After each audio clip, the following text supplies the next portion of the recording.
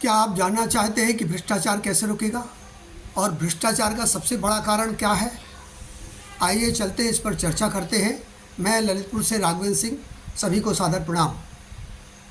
अस्पताल में चले जाइए, चपरासी से लेकर के और वार्ड बॉय से लेकर के डॉक्टर, नर्स और वहाँ के डीन, सीएमओ सब जानते हैं कि डॉक्टर जब ऑपरेशन करते हैं, इलाज करते हैं, किसी मरीज़ को देखते हैं तो वो पैसा खाते हैं।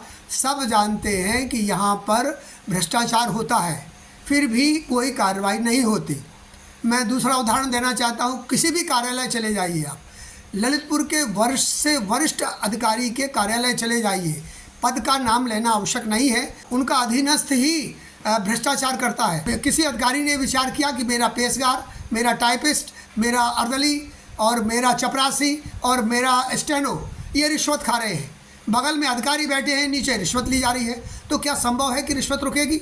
और इस बात को फिर कौन जानता है? फिर हम सब जानते हैं। और जब हम जानते हैं तो हमारे प्रतिनिधि जानते हैं, और जब हमारे प्रतिनिधि जानते हैं तो मंत्री जानते हैं, और जब मंत्री जानते हैं तो निश्चित रूप से मुख्यमंत्री जानते हैं, और उनका पूरा जिसको कहते हैं कि उनका अमला, उसका अमला जो सचिवालय स्तर पर बैठा है, वो सब जानते हैं कि भ्रष्टाचार हो रहा है, लेकिन काम कोई नहीं करना चाहता।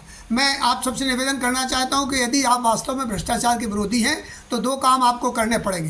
पहला काम जन आंदोलन करना पड़ेगा, दूसरा काम अपने स्वार्थों को त्यागना पड़ेगा, और तीसरा काम जो डॉक्टर लोहिया ने कहा था कि वोट के हथियार को हमें सही ढंग से इस्तेमाल करना पड़ेगा।